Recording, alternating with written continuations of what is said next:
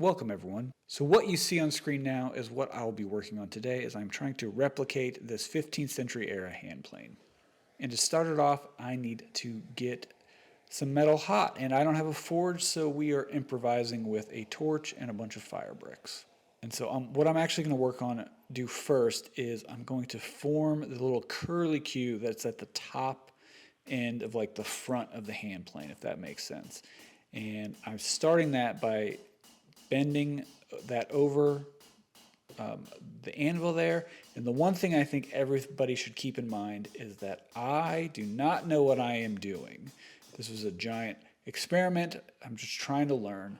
And I figured it was a great way to start on a piece that I had no business in making.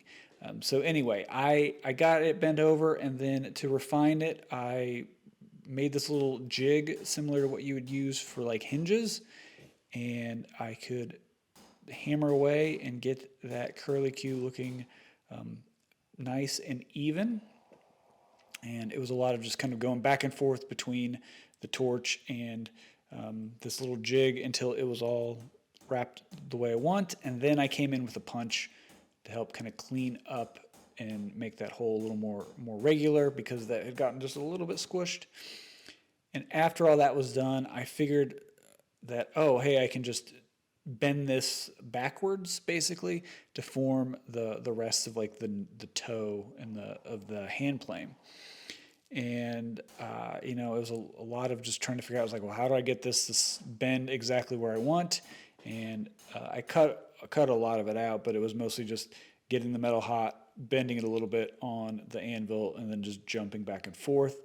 And then I ended up switching over to a wooden mallet because I kept scarring that curly Q up that I put all that work into. And the wooden mallet actually worked really well. And then I bent it a little too much, so then it was over to a pry bar to get it to unbend, and eventually kind of got what I wanted. It ended up being about a 30-degree bend, I think. And then over to some files to make that toe somewhat regular. Ended up using that as a reference surface. And then I cut in for the mouth. I didn't get a picture of it there, but now I am filing the bed in, and I just made a quick little jig out of some oak and pipe strap, pipe clamp, whatever it is. And there you can see some of my previous attempts and experiments. And I think all in all, I have about a month into this project, maybe a little more. But now it's time to work on the body. And it was one of those, I tried making it a couple different ways, and I figured out that the better way, at least for me to make it, was to chop it up first and then go to do the bending. And hot bending it wasn't working, but this material was thin enough, I think it's like 90 thou thick, that I was able to cold bend it. So beat it around with a hammer, and then I can bring in clamps to get that bend moving farther. And I have this bending jig, and I actually had it made for a different hand plane, and it turned out to be the exact right size that I needed for this plane. So that worked out super great for me. And then after I got it most of the way bent around with clamps, I could reposition it in the vise and send it home with that. And then I got the back hot, let it cool down, and that basically set that bend. Before I did this, it kept wanting to spring open again on me. After getting it hot, it held its shape.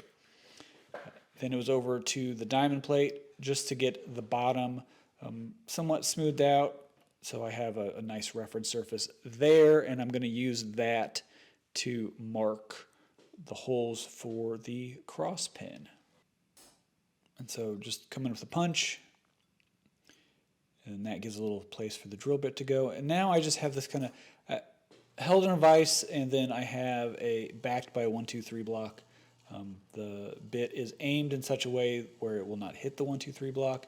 That just kept everything nice and secure. So what you see me doing here is working on the cross pin, and I'm putting like a little shoulder, a tenon basically on the end of that cross pin. So then the body has something to register against when I go to peen everything over. And then here I'm just using the vise to help spread the material back out a little bit so I can slip that cross pin in there. And with those shoulders, it can't move laterally. The pin can't move laterally. The tenons, for lack of a better word, I guess, were a little too long. So I found a washer, drilled out the hole to the appropriate size, and I'm using that basically as a file guide. So that's the depth stop for the file. As soon as I hit the washer, stop filing, and that left just enough material to get a nice head on that when I'm going to do all the peening. So I'm just doing this cold with a ball peen hammer against the anvil, and just spreading that material out, and that holds the body in shape and then keeps that pin from moving. And here I've switched hammers. I have a lighter hammer, but that hammer has been polished, and it's actually shining up the material a little bit. And I'm not going to do any sanding on this particular plane, so I wanted it, basically it's all hammers and files to get your final surface. So now I'm fitting the front. The front is going to be filed to fit the sole, basically. And while I still have access, I am doing some decorative carving with a triangle file. So I'm going to make 2 little grooves, and then I'm going to come back and round over that center section.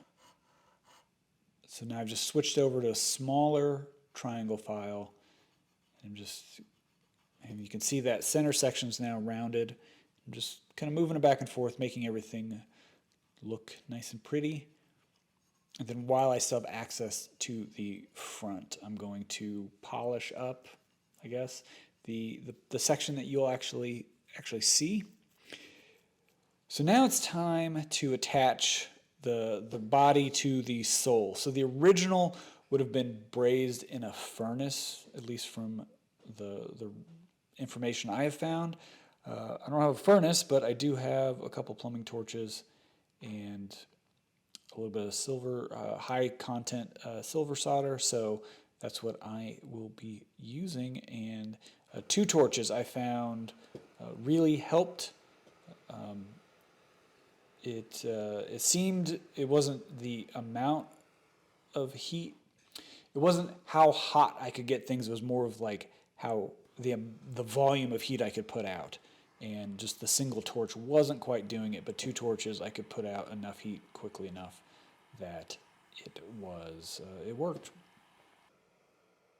And so I had cut some solder on the inside, and then now and stuck those in before I started heating it up. And then I came back later and kind of touched up a few spots on the outside, and then I let those cool off. And once they were cool, I grabbed the vinegar out of the cupboard, and I'm just going to let them soak overnight.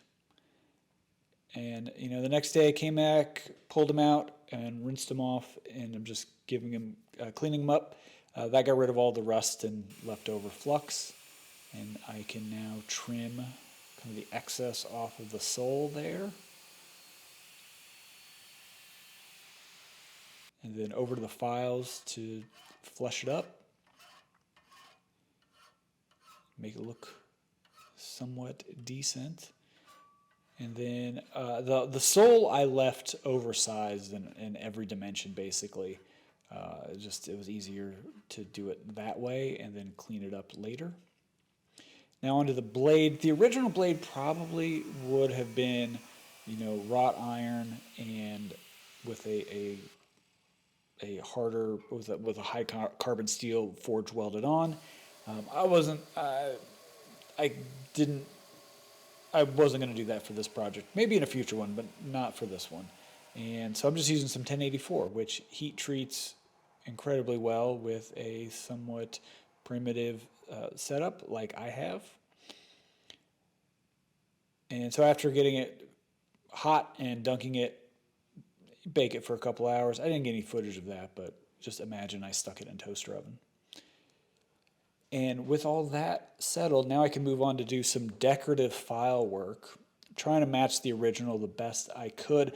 And after I got done, I went back and I was looking at the original photos of the original a little more closely, and I think some of what I thought was file work was actually done with a chisel. So either it was done while the metal was hot, or maybe with a cold chisel. I'm not exactly sure. Maybe if there's any actual blacksmiths that are watching, you can clue me in. My files, though I matched the pattern with the files, didn't quite look the same, so I think it probably would have been, I think it was some other tool was used, but hey, I still like the way it looked, and I'm happy with the results, so no complaining. Now I'm just doing some heat coloring, basically. I heated it up again in the toaster oven and putting some linseed oil on it while it's hot, and it just gives us this nice golden brown color. It protects a little bit from rust. And now it's time to take some shavings, and it was doing well. There wasn't a whole lot of fiddling I had left to do after I got it all made.